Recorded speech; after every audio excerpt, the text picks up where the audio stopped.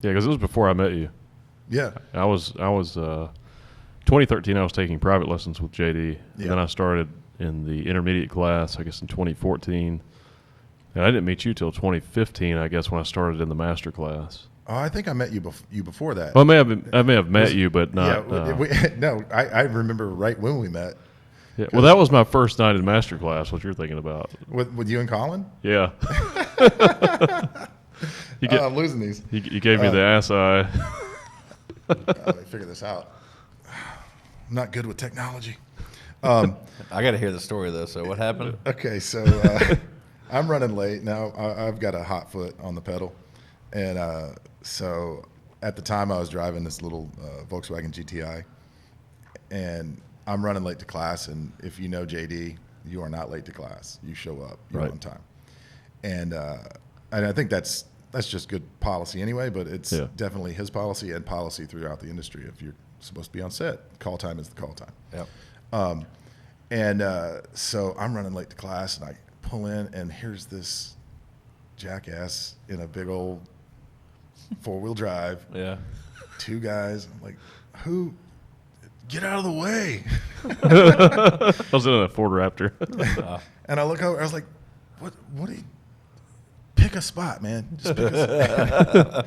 I'm like whipping in, and I get out, I grab my bag, and they're looking at me, and I'm looking at them, and I'm like, I wasn't like trying to fight anybody. Then I realized it's two guys that could totally take me. And I was like, all right, well, I'm just going to go to this, going to class. And I walk into class, and here they come.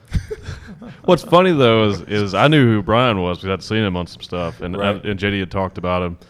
And I was like, great, man, I pissed off one of the guys in the master class already my first night there. And I had that immediate slap back of like my urge to get to class brought out part of my personality I don't necessarily like. And so then here I am, and then normally if that happens, like I worked in the bar industry and the concert industry, if that happens, generally you're not going to see the people again. Yeah. And if you do, Yeah. in those venues, I just go, hey, go find security. I don't really want to deal with that. And now all of a sudden they're sitting across from me in class, and now I have to somehow be an example of, like I'm in the master class. Here's some guys that just came up from Tuesday, and I was an asshole. It's not a great feeling because like in class, it's a very collaborative thing. If you're in an acting class, it's a very collaborative thing. Leave your ego at the door, and come in and be vulnerable. You're just here open-hearted, open-minded to do the thing. Yeah. The second that your ego and all of the things that come in that stack of traits comes into play, you kind of shut yourself off from being creative. I agree with that. And it was definitely like that whiplash response of like, oh, okay. Hi, I'm Bryan. Sorry about that, guys. Apologize. It's a little bit of an asshole. We were just happy you weren't upset at us. No, I felt really, just you guys being in class made me check myself real hard, and it turned out well because we're friends and we've been friends ever since. But but it was funny to hear your feelings about it after the fact. Yeah, you're like, pissed off one of the. It's funny that we both clearly, vividly remember that instant too. Oh yeah, it was just like looking at each other through the windshield, just like, I'm not going to blink. Are you going to blink? I'm not going to blink. There's not a lot of give in me, And then, oh wait, we're in acting class. I have to leave that at the door. Yeah, now I gotta, Yeah, that's a cool thing you bring up about acting class, though. That was interesting to me because coming from the business world where you're just really guarded and you have to protect yourself against people, so you don't get taken advantage of. With acting, it's the opposite. You're completely vulnerable. You have to be open. Yeah, and I think it's good. It's a good. It's really good at helping you be more open-minded, and helping you listen to other people's ideas and thoughts and stuff. And it's also like a non-judgmental environment too, which is really cool. You can go into acting class and you can make mistakes and it's okay. Mm-hmm. It's interesting. And it's cool to watch people grow. Yeah, it's really cool to see people have the breakthroughs they don't know are coming. Yeah. and you don't really know. You're hoping that they come, but it's on their time, and it's these aha moments, the strike of lightning moments where as a teacher now, like I'm very, very fortunate that I've been trusted to teach actors now. So like I teach the beginning acting class, and I'm always rooting for people to have those moments. Like, I can tell you what this feels like, but I can't show you how to get there or feel it for you. You know, I can only, the way I feel about it in a lot of ways is that I'm a peer that's just a further down the road going like, hey, come this way.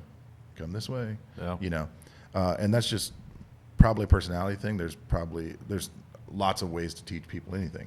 Yeah. And just my way and my take on it is to go, here's my experience and here's how it felt to me. And when you have this experience, I'm going to tell you that it's going to be unlike anything you've ever experienced. Yeah. And then when you watch somebody have that light pops on behind their eyes and they have that aha moment and this breakthrough, it's like gold, man. You know, and so, but I just tell people, like, there's no replacement for doing the work. Like, you can want to be this far down the road, but this far down the road, if you are only focused on this far down the road and aren't paying attention to what's happening right now, then you're less likely to get that far down the road. But if you tuck your head in and just focus on the work, you'll end up there before you know it. You know, I think it's got to do with repetition. I mean, I know it has to do with repetition also. I think it's kind of like any profession. I mean, like he and I have been in business for so long. There's a lot of things that we do we just take for granted. It's almost autonomous. Mm-hmm. And you know, your mind, you almost have two minds. You have like your higher thinking mind, and you have your autonomous mind, which is what you use when you walk or you chew gum or you're eating and stuff. You're not thinking about, I have to chew now. Autonomic responses. Yeah, it's just automatic. And I think with acting or anything like that, but you know, with arts in particular, I think it's those repetitions that you constantly put in this work, and it just becomes natural. And then, like when you're doing an audition for, maybe it's a 5-page audition. You know, originally when I first started acting, that would have been overwhelming, like it'd been impossible. Yeah. You know, but now I could put it on tape tomorrow, and it's just, it's like you can absorb the information, and you get the idea of what you're doing, and then you know we've been trained on how to work out the material, and as long as we put in the work and we go through it properly, the next day when you put it on tape, it's just you're not in your head thinking about dialogue. You're just living in that moment. Yeah. And it feels great. And it's like you have an experience, almost like something. It's almost like you experience it as if it really happened. Mm-hmm. Like in your mind, you're visualizing this event happening, and you've got your other choices that go along with it to make it more intense or more connected. But it's interesting, and if you don't put in the work, then you're just all in your head thinking about dialogue, and it's not good. And it's everything, and you can see it. You can see it. It's like if you're working with somebody who hasn't put the work in, all you can see behind their eyes is what's my next line. They're not connected. There's there's not a human there. Yeah. It's like you're talking to a machine. Yeah. Oh yeah. Hopefully the fourth take is good. He's been around enough actors to know that, right? Okay. That's what's so nerve-wracking about stand-up. I've been doing stand-up comedy for about a year, just doing open mics. Yeah. And it's all live, you know. So if you fuck it up, then you just stick with it.